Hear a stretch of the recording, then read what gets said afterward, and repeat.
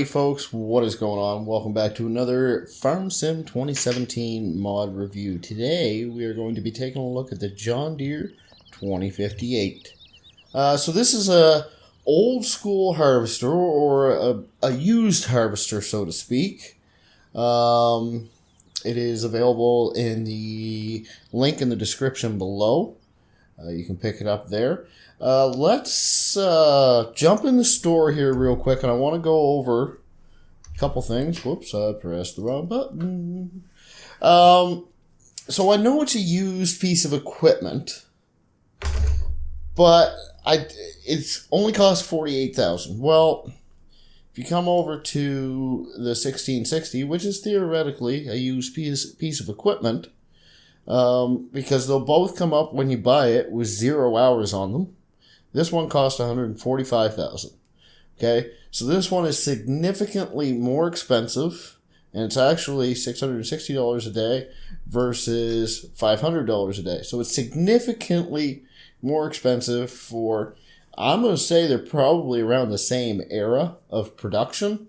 And I always say I like to see fluidity throughout the game. I actually used that term in my last mod review, and I feel that holds true here. I would like to see that price tag pushed up. Put a 1 in front of it, and then I'll be happy. Wheel setups. We have standard and Michelin tires. Standard is actually a Firestone tire. Personally, I prefer the Michelin tires. I think they look much better on the front of the thing. So first thing I want to do is take a look at some of the modeling. The modeling seems to be very well done. For the most part, you know, the lines are a bit sharper than you'd like to see, I think. Nothing really has true sharp angles on it. They're all smoothed a bit, and this not so much. The paint, it's missing that nice gloss texture that Farm Sim 17 has. Is it glossy to a certain extent? Yes. Now, and I understand that the mod creator has definitely gone for a used look. Actually, I'll jump out of the harvester here, and you can see what I'm talking about. You've got scratches on the header there, some scratches in the back. Well, you know there'd be scratches on the back if I was driving the thing, right? I like how the paint is on the decals is kind of worn. So I get what he was going for there, but I don't think he had to sacrifice that gloss texture in order to get it. Because what it does is it makes areas like this look like they're all one piece. Jumping back inside the girl, I want to take a quick look at the front end. Again, I think the textures could have used a bit more work. The front headlights, the lower headlights, they just kind of look like they're pictures taken off of something. I want to jump in cab now here real quick and point out mirrors not functioning. Okay, so just keep that in mind. They're not going to work for you. Let's fire it up here. Steering wheel works. Okay. Throttle lever does not. Well, I would presume that's supposed to be a throttle lever. Not 100% sure. Anyways, it doesn't move like it does in many of the stock tractors. It's just kind of bland in here. You do have the pipe here, and actually we will start the girl up. Oh, yes. We might as well jump out of cab so you guys can see the unfold procedure. And you've actually got some lines kind of going through each other there.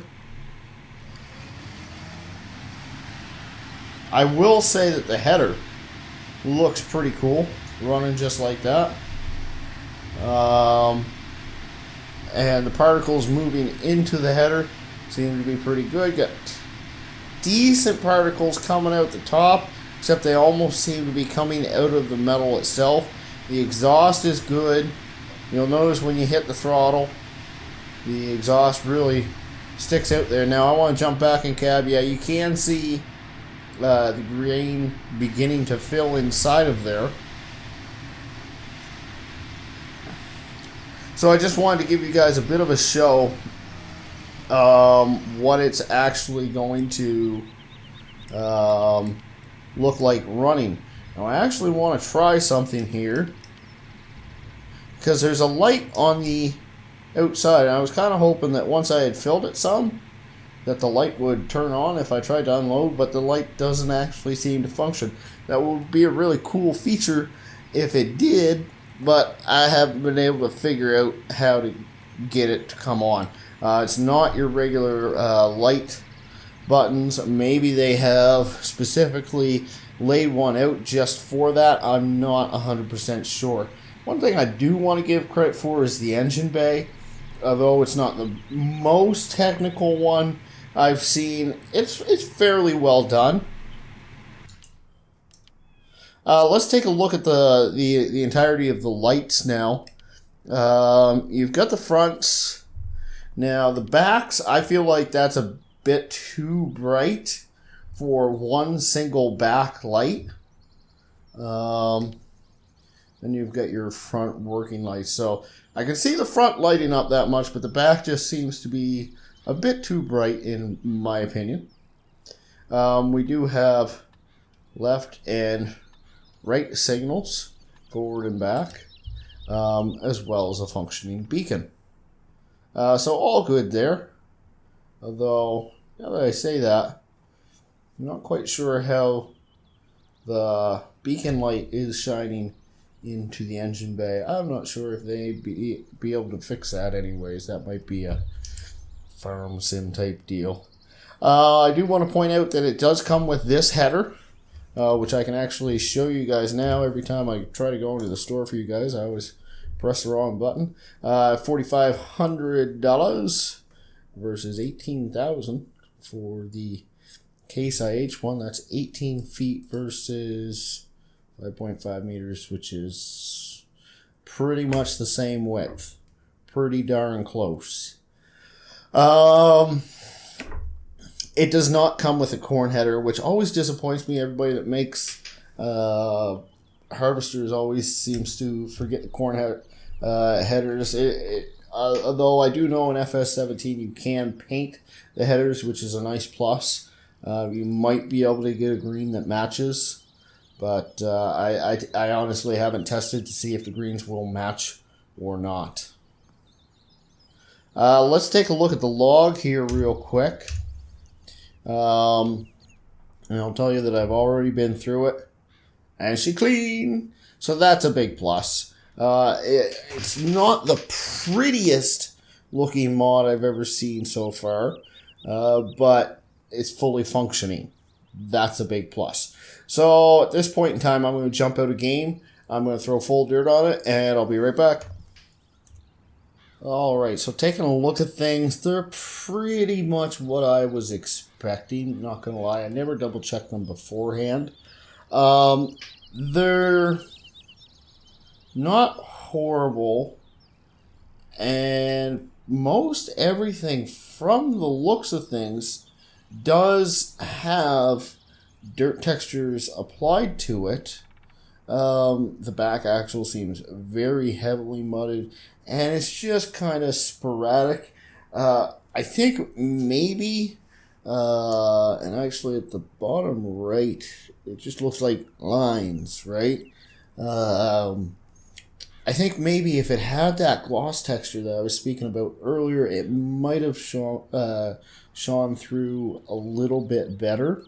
One thing that needs to be pointed out, there's no dirt on the header. That's really disappointing, in my opinion, because I had really high hopes for this thing. Jumping in cab here real quick, we've got what appears to be no glass on, or no dirt rather, on the glass. Ironically, there is some on the mirrors that don't function. But yeah, none on the glass, none on the floor as well. I should also point out there is no IC interactive controls for this harvester either. So I think I'm at that point where I usually give a mod rundown. I'm going to give it 3.5 stars. And I also want to give it an A for effort. I understand that creating harvesters can be one of the more difficult mods to create. There's a lot to them. And I hope that I don't discourage the modder when I give them 3.5 stars, because we need more mods like this one. That's my opinion. I really like this mod. If the header had dirt textures on it, I would use this mod in an instant. Actually, I know exactly what farm I would put it on. I could live with all the other little quirks, but the header not having dirt, you guys know I love a good dirt texture.